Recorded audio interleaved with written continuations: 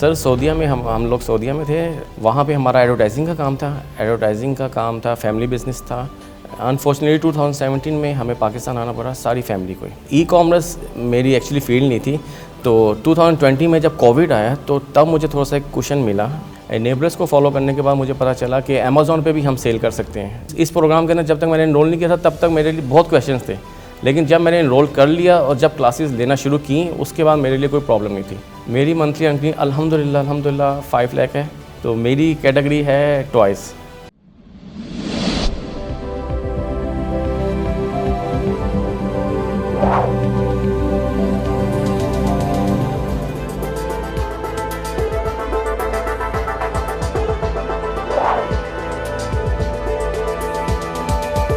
अस्सलाम वालेकुम नाज़रीन, शेयरिंग ऑफ प्रोफेशनल विजडम के साथ मैं हूं अली रहमान खालिद।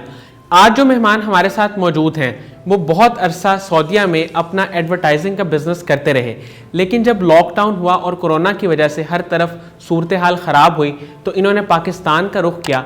और जब ये पाकिस्तान आए तो इनको समझ नहीं आ रहा था कि ये किस तरह यहाँ पे आके कुछ अर्न कर सकें। फिर इन्होंने एनेबलर्स को ज्वाइन किया और ई कॉमर्स का रुख किया और वहाँ से अर्निंग स्टार्ट की। आइए इनसे मुलाकात करते हैं और जानते हैं कि इन्होंने अर्निंग कैसे शुरू की और अब ये नए आने वाले स्टूडेंट्स को जो ई कॉमर्स में आना चाहते हैं उनको क्या हिदायत देते हैं। बहुत बहुत शुक्रिया शराज सलीम साहब आपकी तशरीफ़ आवरी का। सर सबसे पहले तो मुझे ये बताएं कि आप सऊदीया में अपना बिज़नेस कर रहे थे एडवर्टाइजिंग का, उसके बाद आप पाकिस्तान आए और फिर आपने ई कॉमर्स का रुख किया। ये सारा सफ़र कैसे तय किया और किन किन लोगों ने आपको मोटिवेट किया? सर सऊदीया में हम लोग सऊदीया में थे from last 15 years. My father is from there in 42 years. So अल्हम्दुलिल्लाह वहाँ पे हमारा एडवर्टाइजिंग का काम था, फैमिली बिजनेस था और बहुत अच्छा काम था। अनफॉर्चुनेटली 2017 में हमें पाकिस्तान आना पड़ा, सारी फैमिली को। तो पाकिस्तान आके भी हमने एडवर्टाइजिंग का काम स्टार्ट किया। हमारा जिसमें एक्सपीरियंस था, कंस्ट्रक्शन का काम भी स्टार्ट किया, लेकिन कंस्ट्रक्शन का काम कंटिन्यू नहीं कर पाए, तो हम लोगों ने दोबारा उसको कम बैक किया एडवर्टाइजिंग के काम के साथ। सर फिर आप एडवर्टाइजिंग के बाद ई कॉमर्स में कैसे आए? This is good question. E commerce मेरी एक्चुअली फील्ड नहीं थी, तो 2020 में जब कोविड आया तो तब मुझे थोड़ा सा एक क्वेश्चन मिला, एक टाइम मिला कि मैं कुछ देख सकूं, कुछ और कर सकें। एडवर्टाइजिंग का काम उस टाइम थोड़ा सा डाउन हो गया था। 2020 में मैंने ई कॉमर्स को फॉलो किया, एनेबलर्स को फॉलो किया। एनेबलर्स को फॉलो करने के बाद मुझे पता चला कि अमेज़ॉन पे भी हम सेल कर सकते हैं, तो जो कि एक बड़ा सरप्राइजिंग था मेरे लिए कि पाकिस्तान में बैठ के हम अमेज़ॉन पे कैसे सेल करेंगे, ना हम अकाउंट बना सकते हैं ना कुछ बना सकते हैं, how can we sell it. तो मेरे लिए एक शॉकिंग था कि पाकिस्तान से तो मैंने किसी से भी नहीं सुना था कि हम कर सकते हैं, तो मैंने उसको निगलेक्ट कर दिया। 2020 में मार्च में मैंने दोबारा इंटरव्यू सुना साकिब साहब का कि they are making money, okay, so why you can not make money. तो उस टाइम मैंने उसको ई कॉमर्स को सीरियसली लिया। ठीक है। और इनका एक सेमिनार हुआ अक्टूबर के अंदर, मैंने उसमें ज्वाइन किया, अटेंड किया सेमिनार को, और वहाँ पे मुझे काफ़ी जितने क्वेश्चन थे बहुत ज़्यादा क्लियर हो गए और मैंने अपकमिंग बूट कैम्प के अंदर इनरोल कर लिया। सर ई कॉमर्स की फील्ड में जब आप आए आपको क्या लगा, कहाँ पे सबसे ज़्यादा मुश्किल आपने फेस की? ई कॉमर्स के इसके अंदर मुझे मुश्किल कहीं पे फेस नहीं हुई, क्योंकि मैं प्रॉपर मेंटरशिप के अंदर था। साकिब साहब का जो है उन्होंने एक डिज़ाइन किया इकोसिस्टम, मुझे मेरे मेंटर मिले लाहौर के खुरम भाई, उन लोगों ने जिस तरीके से उसको हमें बताया सिखाया, मुझे उसके अंदर कोई प्रॉब्लम फेस नहीं हुई। मुझे प्रॉब्लम तब फेस हो रही थी जब तक मैंने इनरोल नहीं किया था। इस प्रोग्राम के अंदर जब तक मैंने इनरोल नहीं किया था तब तक मेरे लिए बहुत क्वेश्चन थे, लेकिन जब मैंने इनरोल कर लिया और जब क्लासेस लेना शुरू की उसके बाद मेरे लिए कोई प्रॉब्लम नहीं थी। मुझे ये बताइएगा कि जो लोग ई कॉमर्स की फील्ड में आना चाहते हैं, ख़ास तौर पे प्राइवेट लेवल बिज़नेस में, उन्हें आप क्या रिकमेंड करेंगे? वो कौन सी गलती है जो वो करते हैं जिसकी वजह से वो फेल हो जाते हैं या कामयाब नहीं हो पाते? सर इसमें बहुत से क्वेश्चन, ये बहुत कॉमन का क्वेश्चन है। इसमें वो फेल इसलिए हो जाते हैं कि वो प्रॉपर रिसर्च नहीं करते। ओके, इसमें एक एग्जांपल ये कि अगर एक बंदे को ये ग्लास पसंद आ गया, वो कहता है जी मैं यही सेल कर लेता हूँ, इसकी प्रॉपर एक सर्च है। आपने इस ग्लास का कीवर्ड है, आपने उस कीवर्ड का सर्च वॉल्यूम देखना है कितना सर्च वॉल्यूम है और उसके अगेंस्ट कंपटीशन कितना है। अगर इसके अंदर कंपटीशन ज़्यादा है तो हमें ये रिकमेंड ही नहीं करते कि आपने इस प्रोडक्ट के अंदर जाना है। ठीक है, तो जब प्रोडक्ट अगर आपने अच्छी चूज़ किया है सिलेक्ट, तो देन यू कैन विन। सिर्फ रिसर्च वर्क की इंपॉर्टेंस है इसमें? Very important. ठीक हो गया। सर आपकी मंथली अर्निंग इस वक्त कितनी है? मेरी मंथली अर्निंग अल्हम्दुलिल्लाह 5 लाख है। जो कि प्राइवेट लेवल से है। और अब मेरी लॉन्च के बाद अल्हम्दुलिल्लाह मुझे 2 क्लाइंट्स मिले हैं और मैं उनकी भी लॉन्च कर रहा हूँ। सर आपने प्राइवेट लेबल बिजनेस में किस कैटेगरी में प्रोडक्ट लॉन्च किए हैं?